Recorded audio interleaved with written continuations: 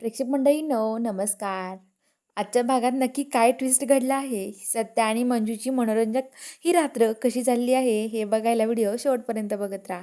तर आता इकडे जो सत्या आहे, सत्या आणि मंजू आता तिथे सत्या लपलेला असतो. आता मंजू म्हणते, सत्या तू जेवायला हवं. त्यामुळं ती आता सत्याला जेवण्यासाठी आग्रह करत असते. तर इकडे ज्या मम्मी साहेब आहेत त्या सत्याच्या आठवणीत पूर्ण विरघळून गेलेल्या असतात. तर ते आता सत्याचे सगळे जुने फोटो अल्बम काढतात आणि फोटो आता बघत असतात. स्वप्नीला दाखवतात. म्हणतात, "स्वप्ने बघितलं का? अगं माझा सत्या कसा होता? माझा सत्या लय भारी होता. लय गुणाचा होता. अगं तुला माहीत नाही सत्या कसा होता. अगं सत्या एवढं डॅशिंग कोणीच नव्हतं. माझं सत्या म्हणजे जगात लाखात एक पोरगं होतं. अगं माझा सत्या हा खूप भारी होता. मला सोडून गेला माझा सत्या. मला खरंच खूप वाईट वाटतंय गं.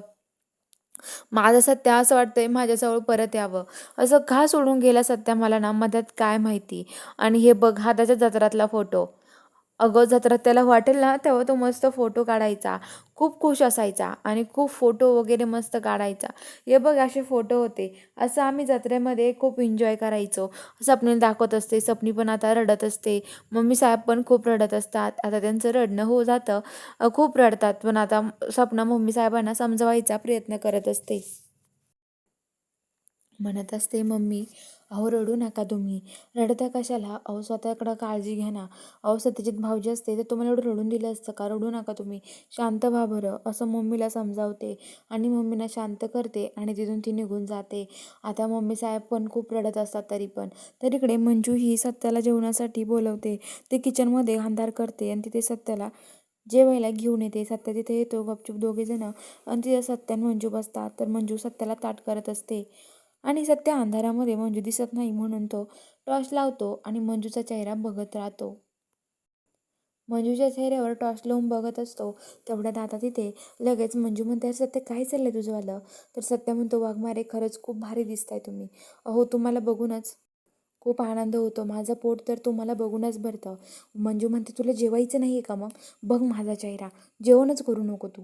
तर आता सत्या म्हणतो, की "अहो वाघमारे द्या पटकन. उपाशी कुठं राहू मी? काही खाऊच नको का? अहो एवढे दिवस तुमच्यासाठी उपाशी राहिलो आणि तुम्ही म्हणा आता खाऊ नको."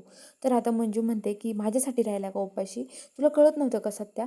तर सत्या म्हणतो, "वाघमारे हे बघा, तुम्ही आता गपचूप आहे ना, मला जेवायला द्या."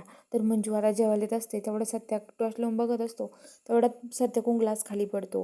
इकडे मंजूची आई आणि अमृता झोपेला असतात. त्या दोघी जागी होतात. दोघी बघायला येतात नेमकं काय पडलं. मंजूची आई बघायला येते. काय झालं आणि काय वाजलं? मंजूची आई तिथे येऊन बघते आणि म्हणते, "काय वाजलं इथे?" तर आता किचनमधून सत्या आणि मंजू गायब होतात. मंजूच्या रूममध्ये जातात दोघे पण. आता जी मंजूची आई आहे ती बघते. ती म्हणते, "काहीतरी पडल्याचा आवाज." आता मंजूची आई जी असते ती आई पण आता तिथून जाते आणि इकडे आता सत्याला जेवायला येण्यासाठी मंजू तिच्या रूममध्ये घेऊन येते आणि सत्याला तिथे जेवायला आणते आणि म्हणते की सत्या आता जेवून घे, माझं तोंड नको बघू. आणि सत्याला ती बळजबरी जेव घालते, तिच्या हाताने जेव घालते आणि आता सत्या पण खूप खुश असतो. दोघेजण जिथे मंजूचे सत्या जेवण करतो आणि आता जेवण झाल्यावरती दोघे गप्पा मारत बसलेले असतात. दोघे पण खूपच खुश असतात. तर आता मंजू खूप रडायला लागते मोठ्या मोठ्याने, "सत्या तू खरंच, मला असं वाटलं खरंच तू नाही आहे जगात. असं झालं असतं तर माझं कसं झालं असतं ते तू विचार केला आहे का?" असं म्हणून ती खूप मोठं मोठं रडायला लागते. तर आता इकडं जी मंजूची आई आहे ती उठते. ती म्हणते की "मंजू का रडते? काय झालं हे सगळं?" तर मंजूची आई उठून येते आणि मंजूच्या ते कान लावून ऐकते. अमृताला बोलून आणते. म्हणते, "अमरे ऐक, मंजू एकटी बडबड करते." तर आता मंजू म्हणते की "आता काय करायचं आपण?" अमृताची आई म्हणते. तर आता अमृता म्हणते की "आई चल आपण दीदीला विचारू." तर मंजूची आई म्हणते की "नाही नाही आंबरे नको, चल आपण तिकडे जाऊयात."